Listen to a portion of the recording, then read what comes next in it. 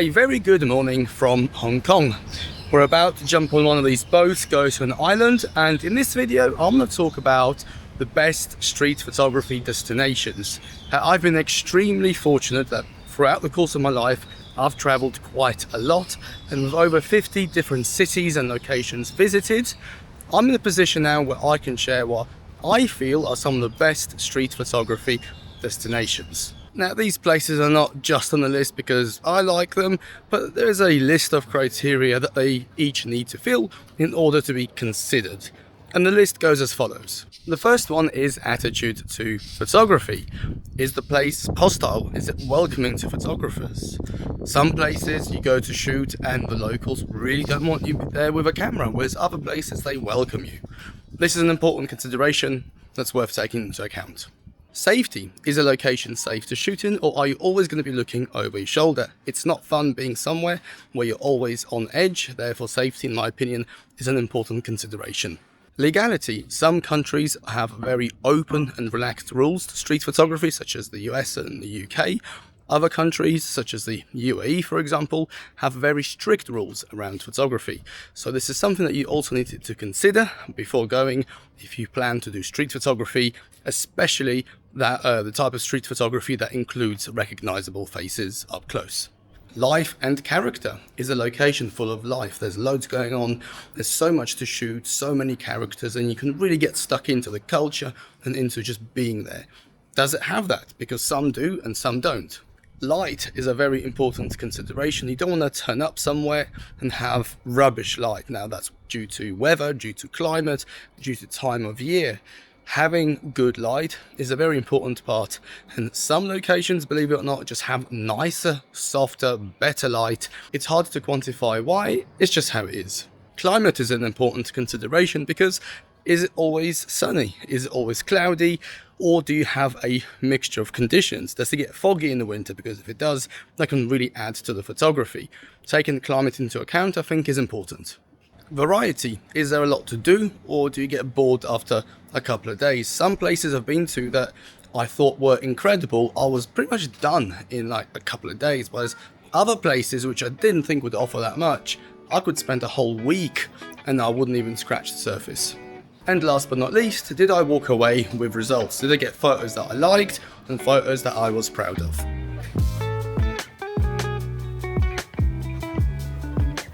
I'll start with my hometown, London. I firmly believe that London is one of the best street photography destinations in the world. A relaxed attitude to photography, incredible architecture, plenty of characters, and varied neighbourhoods are just some of the reasons to visit. London is diverse not only in culture but also in style. Start in the gritty East End, walk 30 minutes and you'll be surrounded by skyscrapers in the city. Head 10 minutes down the road to Bank and you'll find timeless architecture and suited professionals. You have the bright lights of Soho, the details of Chinatown, and the nature of Richmond Park. If I had to pick the best European city for photography, it would be London.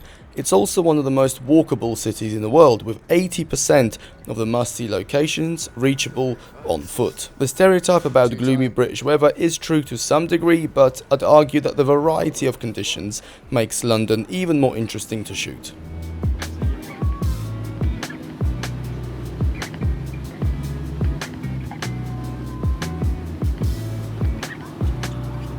If London is the best in Europe for street photography, New York is the best in the West. It's known as the Mecca of street photography, and for good reason. Everything is bigger, louder, brighter, and more in your face. The range of characters and locations you'll encounter is unmatched. People are more open, expressive, and willing to interact, which leads to more opportunities and a faster learning curve. Manhattan alone can keep you busy for a month, and that's just one borough. Add the rest and you've got a lifetime's worth of photography. My favourite thing to do in New York is to take the Staten Island ferry on a sunny evening. The views and photo opportunities are incredible. Having visited multiple times in different seasons, I can honestly say I'll be returning every year for a 2-week photography trip.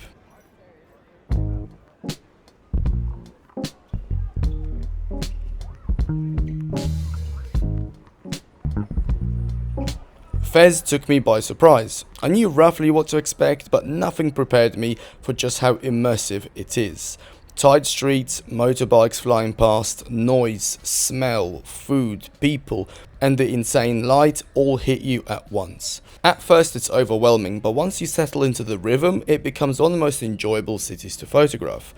I heard that photographers get hassled in Morocco, but after 3 weeks of driving across the country, I never had any issues. Fez was no exception. I photographed close to people, the locals saw me and my camera, however I didn't get as much as a bad word out of anyone. The highlight for me was the narrow streets where the sunlight pierced through the smoke rising from the grills. I captured some of my favourite photos and memories here. I'd recommend it without hesitation.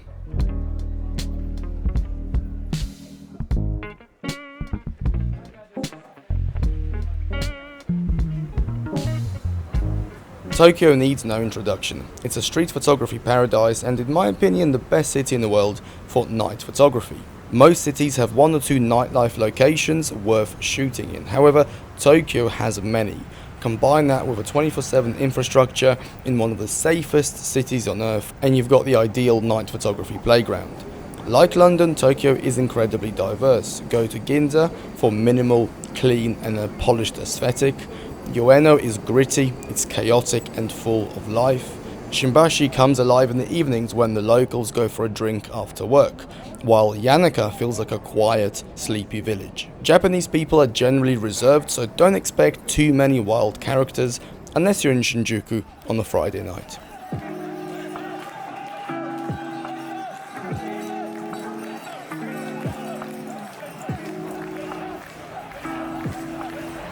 If Tokyo feels a little too organized, then Hanoi will give you the chaos that you want. I remember the first time I visited, it took me forever to cross the road. I was overwhelmed, to put it mildly. After 3 weeks there, I can honestly say it's one of the best cities for photography. The energy is unmatched. So much life, so much character, so much happening everywhere you look. The first few days are easy with classic shots of scooters, markets, conical hats and trains. But once those are done, the real challenge begins.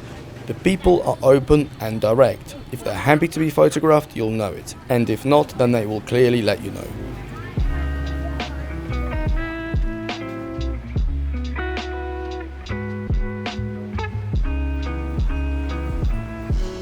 If you mix Tokyo, Hanoi and New York, you'd get Hong Kong. It has everything. Wet markets, ferries, ports, trams, modern districts, traditional neighborhoods, nature, spectacular views, and unpredictable weather. It's also a major travel hub, so you can easily add a 3-day stopover as part of a longer trip. My favorite part of Hong Kong is the ability to see it from all levels.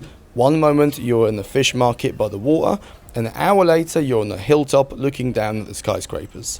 Start on Hong Kong Island, walking from Causeway Bay to Kennedy Town for an overview of city life. Then take the ferry to the other side for a more traditional and less westernized atmosphere.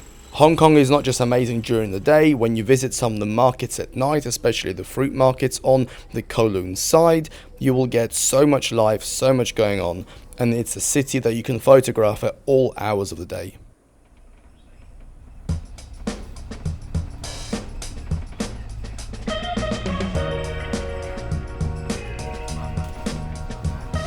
Portugal is one of my favourite countries, and Lisbon and Porto are 2 cities I keep returning to.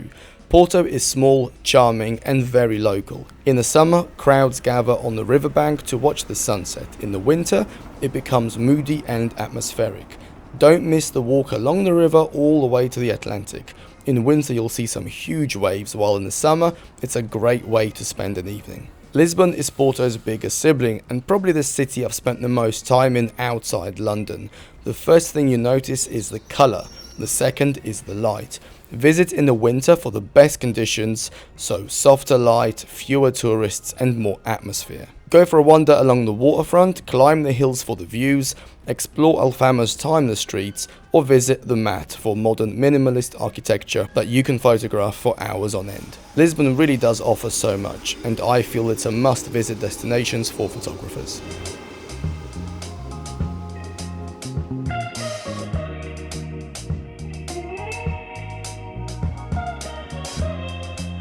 The final place isn't a city but a region, specifically Andalucia in southern Spain.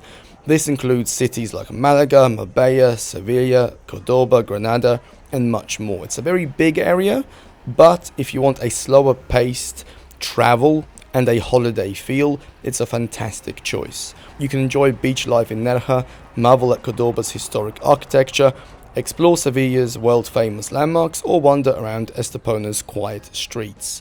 The region is vast, it's diverse, so it will probably take you a few trips to experience it properly. I suggest basing yourself in Malaga to start with, and then using public transport for day trips to nearby towns. If you're a photographer with a family, Andalucia also doubles as a great holiday destination. Photography here can be more challenging as the locals aren't always as welcoming to cameras as in other parts of the world. However, it doesn't mean that it's impossible, and you simply have to adjust your approach if you're used to shooting in more open places such as New York.